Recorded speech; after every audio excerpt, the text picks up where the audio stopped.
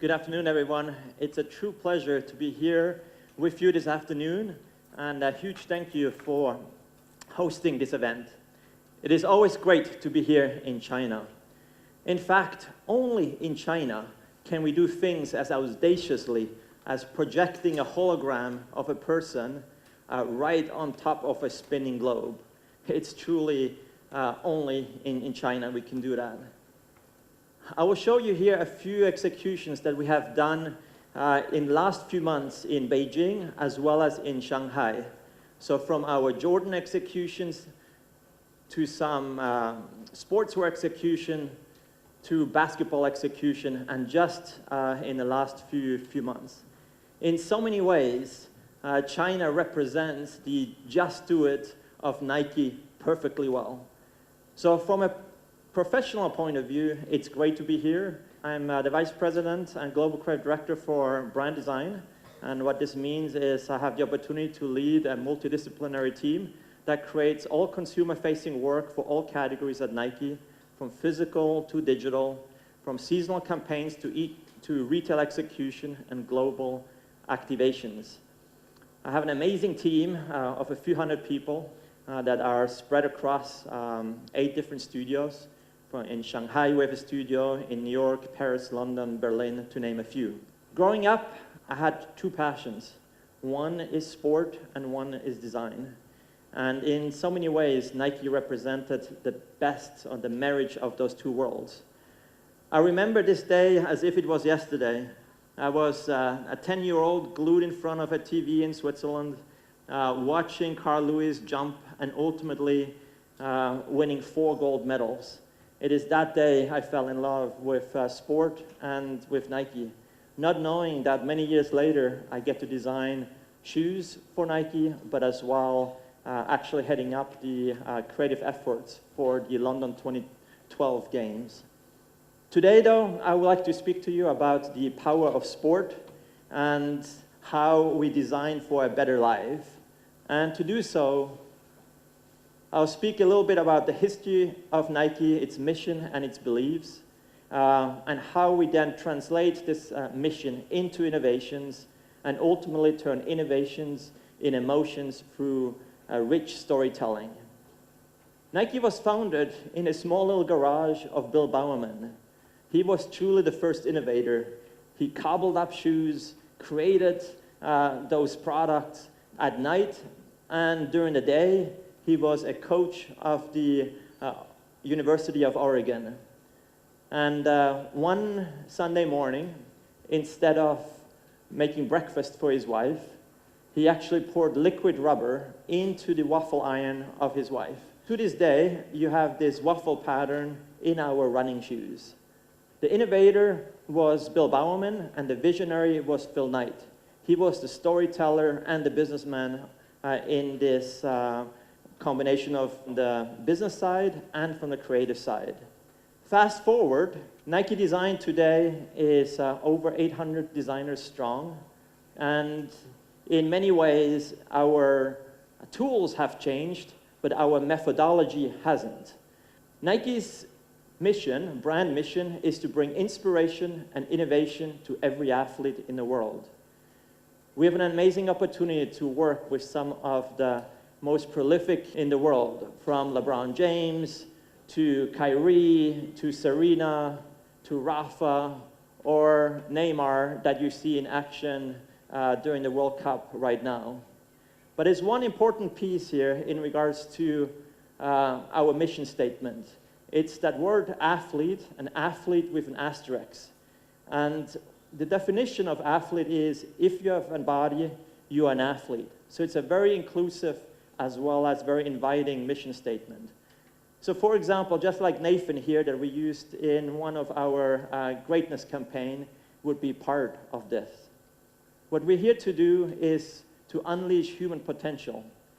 This is what gets us up every morning and why we get to work. To ultimately unleash potential through the power of sport. To defy limits, just like Serena does, winning 23 Grand Slams. It is this beauty of sport that is just mesmerizing and that gives you that shiver down the spine. And I had one of those moments a couple of weeks ago during the NBA playoffs where it was in the fourth quarter, 3 seconds to go, the score was 95-95, and then LeBron did this. Screen set for LeBron James. Going to work, fires, leaning. Come on in! Away down! Walked off! Playoff winner! LeBron James delivers! It is those kind of moments that are just stunning. You cannot script this. This is truly the instantaneous of sport. I truly believe sport has a powerful platform to create positive change in the world. Let's have a listen to what LeBron has to say. And sports is so amazing what sports can do for everyone, no matter the shape or size or race or ethnicity or religion or whatever. People find teams, people find players, people find colors because of sport, and they just gravitate towards that, and it just make them so happy. And it brings people together like none other. One of the co-founder, Phil Knight, once said, sport has the power to change the world. And I'll play you a little video here that is narrated by Phil Knight that speaks to the power of sport. We believe that to play is everybody's birthright, that the joy of competition is powerful, that being an athlete is meaningful, that sport can slow Father Time, that through sport we can carry ourselves to greater things, belie our circumstances, find a path to greatness. If you have a body, we believe that you're an athlete. But we know that not everyone believes. We believe because we have felt the shiver go down our spine at the memory of hitting that three or breaking the tape. We have felt the hairs stand up on the back of our necks as our heroes write themselves into history. The same hairs that will rise to salute your story if you believe. We believe that we can find the athlete in all of you. The first step, shot, twist, jump, tackle, sprint, jog, or walk. The power and meaning of sport. So we commit to you. We commit that we will create the product, the experience, pitch, court, story, or the yet-to-be-thought-of idea that will make you believe. We will use the power of sport to move the world forward. We will fight, scrap, draw our breath, and go again for you, for all of you.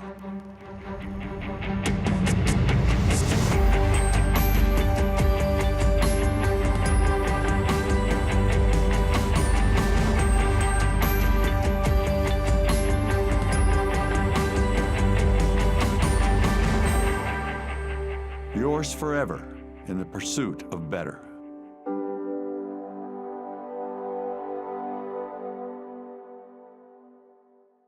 As Phil Knight said, we believe in the pursuit of better.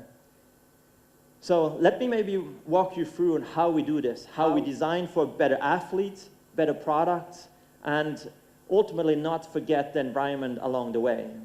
There will not be a meeting you will have with Phil Knight where he won't remind you of listening to the voice of the athletes. And I give you here an example with Kipchoge, one of the greatest marathon runners, and how we work with him is by listening. We work with him closely of how he trains, how he competes, and then this is actually a sketch from Kipchoge himself, where he tells us what works, what doesn't work, what he likes, what he doesn't like.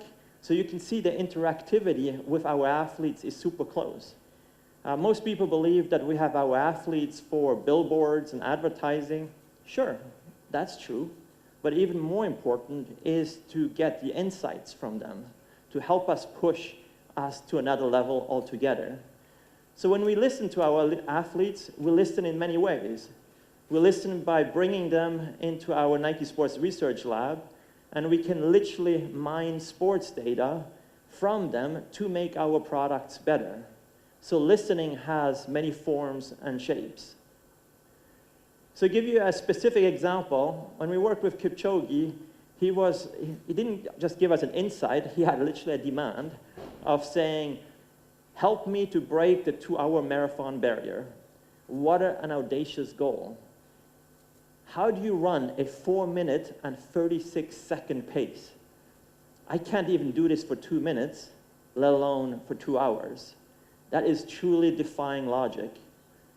But what's the great thing is of working with athletes as Kipchoge is that they push us as designers to new limits too, to push our design limits to create authentic and distinctive breakthrough innovations.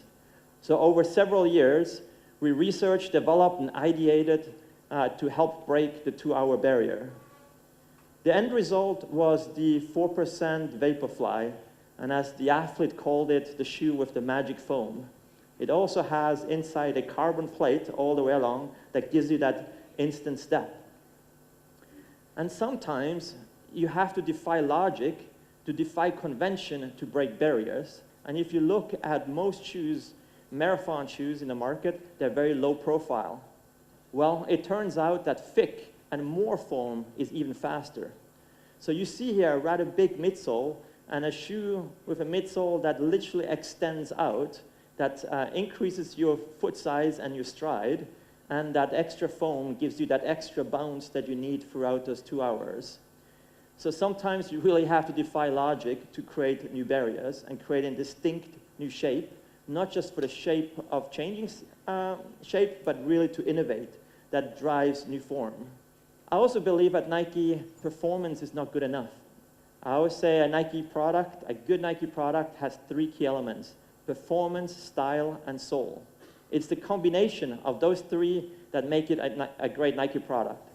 In regards to style, we obsess every detail, the texture and the weave and the color hue and the very distinct swoosh. In regards to soulful, Kipchoge actually added his own personal touch to it beyond the limits. So ultimately, this shoe was put to its test in 2017 at the racetrack in Italy in Monza. And we actually live streamed that event, and millions of people tuned in to watch a 2-hour race. Never would we ever thought that someone would be doing that, certainly not that many, to be part of history in the making. Ultimately, Kipchoge ran the fastest marathon that a human being has ever run. He shattered his personal best. And he was just shy of the 2-hour barrier. It was 2 hours and 25 seconds. And as he said at the end, the world now is just 25 seconds away. What happened after the race was actually just as important. It's to scale that innovation. So when we gave out this shoe to our other athletes, this shoe kept winning and winning and winning. It was truly what the athletes called the magic shoe. So you looked at all the marathons subsequently, it was absolutely breathtaking. We have never seen anything like it. Now you could say we could rest on our laurels and stay where we are. There's one saying at Nike, there is no finish line. So for the marathon shoe for this year, we said, what if we push ourselves and reinvent the upper this time? So for the first time, we looked at digitally 3D printing the upper, a completely new technology that we have never done before, which ultimately ended up in this shoe right here. which I believe has a great combination of performance, style, and soul, introducing Flyknit print. And this was not just a concept shoe. Kipchoge ran the Berlin Marathon in it and actually won in the shoe. There's one other element I haven't touched upon it, this idea of how to design for the environment. I believe you can design for high performance and low environmental impact. In the past, you had to kind of take one down to achieve it, but really you can have both. This idea actually started in 2012 with the London Games, where we introduced a whole new technology around Flyknit, where you go directly from the spool and you engineer the upper. To contrast of how a shoe usually is being made, this is how a shoe is usually made. Tons of pieces, it's like a puzzle piece that you have to glue together, stitch together, and imagine everything around it becomes waste. So when we looked at this, it's like there gotta be a better way of designing shoes. And ultimately, the end result was a single surface which made it much lighter, much more breathable, and by the way, no waste involved. So the Flyknit Racer, which is quite an iconic shoe at this point, was by far the most sustainable shoe that we designed at the time. Now, we didn't stop there. We applied the same methodology to apparel as well. You might have seen this kit here. It's a Nigeria team that is wearing this one right now during World Cup. It is light on the pitch, but also has a light impact on the planet. And it's actually made out of 12 recycled bottles. So the same bottles you and I drink from, we grind up and recreate it to creating a high-performance jersey. Ever since introducing this approach, we were able to remove over 50 billion bottles from the landfill. And that's not a spelling mistake, that's not millions, that's billions. So if you put all those bottles next to each other, that's how many football fields you would fill with bottles. So to wrap up this chapter here in regards to the methodology of innovation at Nike, it starts always with the athlete inside. We bring performance, style, and soul together. That is what defines a great Nike product. And sustainability is a key anchor to all of that. Last but not least, I'd like to show you how we take those innovations and translate them into emotion, to create meaning and to inspire our athletes. I always say to my team that we are the emotion generator of the company. How do you make people feel, and how do you convey all those new and better stories? To do that, I want to show you 4 case studies. The first one is the Mercurial, and I will focus on the idea of power of an analogy. You might have seen this boot. It's being worn right now by Cristiano Ronaldo and Neymar during the World Cup. And I always believe that you have to start with a great idea as an anchor. And in this case, it was the idea around fast by nature. That was our starting point. We looked at our athletes and looked at the fastest animal on the planet, and we literally brought this idea fast to nature by bringing these two together quite literally. We personified the benefit of fast. We took this one step further and applied this idea of this cheetah as well to the product itself. Now, the product was inspired by the cheetah and its claws, so to convey this idea of traction, as traction is critical for speed, we put this little vignette together that speaks to it.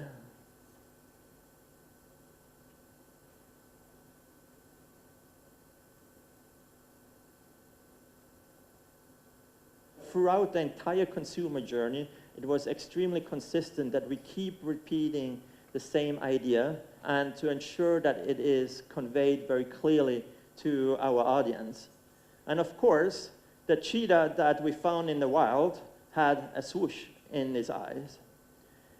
And ultimately, this was the final piece we put together.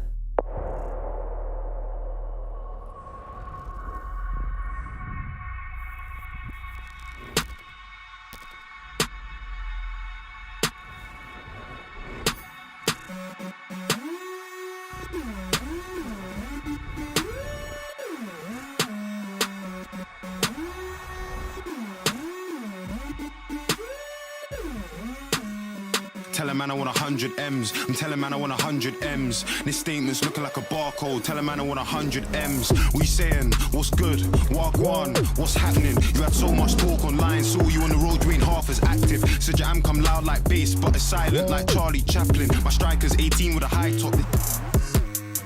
Got so many enemies. Got so many man on my case. I mean, I love when old things message me, but try know we can't ever be mates. And right now, life's just lovely. I wish I could have seen that girl's face when she jumped on Twitter to send. And then she saw me on the track with.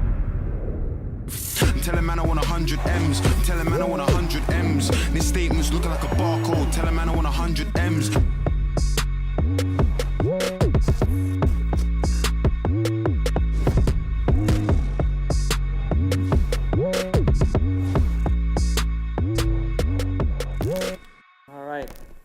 Shifting gear here to the second case study, Nike React, making innovation emotive. It's a shoe that we introduced just a couple months ago, and it's a completely different approach. It is a shoe that is extremely light, it is bouncy and very springy in its feel, and very durable all at the same time. Now, all those characteristics I just mentioned to you are actually not that easy to convey if you just look at an image. So how do you tell that story was the challenge. So when we introduced the shoe, we actually did not introduce the shoe at all. We only showed the sensation, the emotion that you are getting when you are running in the shoe. It's quite literally, when we listened to the consumer, they said it feels like running on cushions on springs. So that's exactly what we introduced the campaign in. And only later, we brought the shoe in. So a simple device of inspiration and innovation. What I like about this one here, it's how real and raw it is. And on purpose, I show you this one right after the mercurial of how different it is. The one was very polished and crisp, and this one was much more honest and real. A very different methodology of storytelling. And to bring this idea of that springy feel to life, we made some little GIF animation in a fun and humorous way. We brought our athletes into the equation, wearing the product of getting this instant go, that feeling, the emotion when you get when you wear the shoe. And we put the shoe in the first perspective of the athletes themselves. Mo Farah, for example, put this little piece together and playing into the power of humor. What do you know? I've got my first pair of React. They're amazing. It feels like a kangaroo. G'day, mate. On the trampoline, soft as a pancake. React, let's do it. More fire. Woo! And ultimately, we brought this idea of house of go together. So physical experiences where you got to trial the product, that you got to see the benefit of the shoe firsthand. So you can see the dimensions of this journey that we brought the consumer from in its initial launch all the way to the end. The third example I want to bring to life here is the KYRIE and using the power of sport to transcend sport, actually. And if you look how KYRIE plays, he is almost like dancing on the court. He's like, it's almost poetic to watch him. And for sure, he's probably the best dribbler in the world. And so we looked at juxtaposition of sport and music. You cannot separate music and hip hop in particular with basketball. So it's very authentic to this culture. So with that, we said, what if we actually bring two icons together, bringing the Questlove as well as KYRIE into one. And if you bring those two icons together, this is what happens.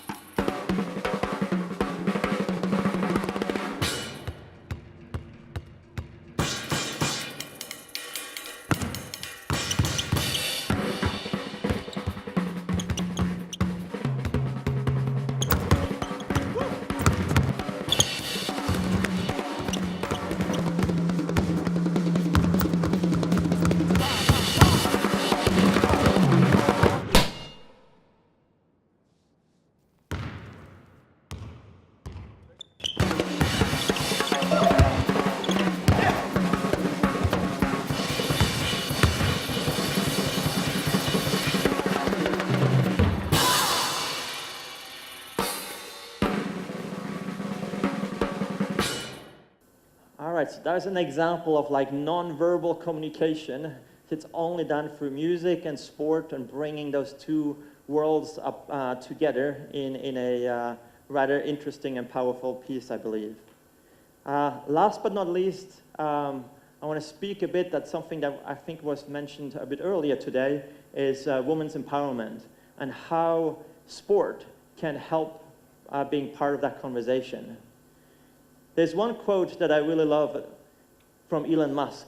It says, "Stop asking people to pay attention to your brand. Start doing things worth paying attention to." I actually think that Nike is at its best when we do just that. I think the Breaking 2 is a good example of it, but as well the design of the first performance hijab.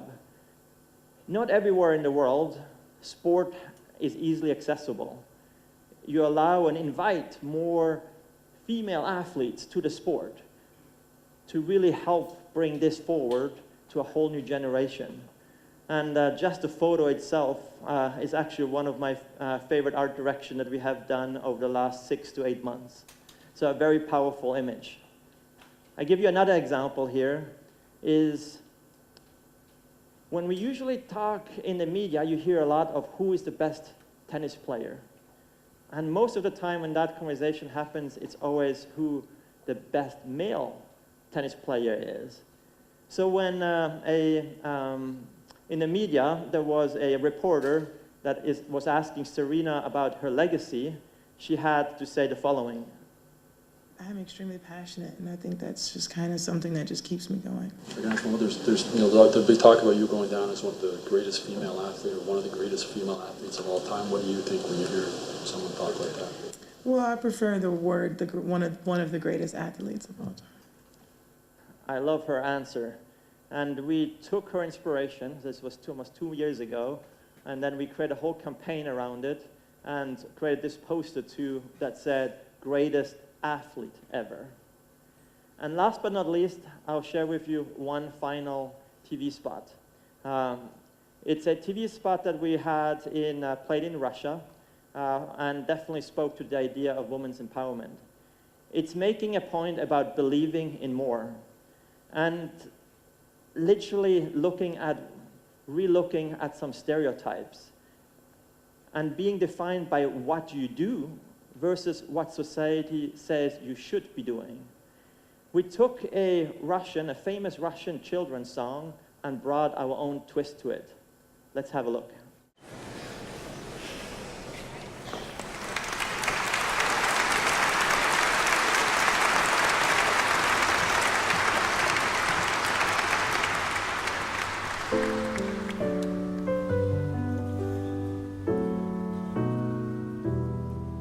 Из чего же сделаны наши девчонки? Ла-ла-ла-ла-ла-ла-ла-ла-ла-ла-ла. Из цветочков, из звоночков, из переглядок и мармеладок сделаны наши девчонки.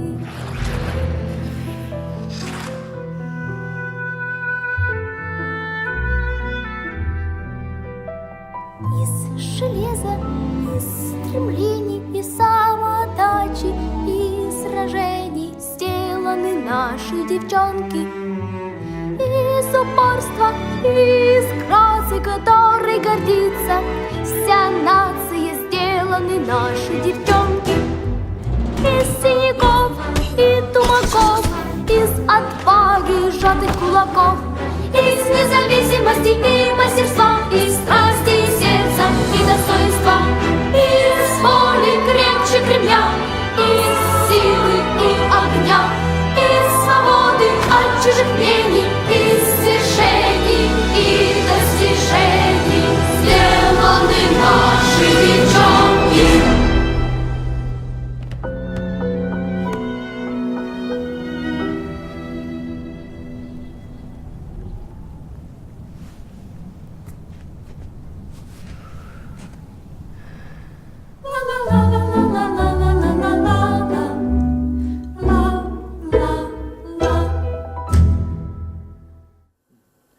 So it's really the art of storytelling with a powerful message. So with that, I hope that I was able to give you in the last 30 minutes or so a bit of an insight on how we innovate at Nike, how we listen to the voice of the athletes and translate ultimately those innovations into emotions. And with that, thank you very much for your time.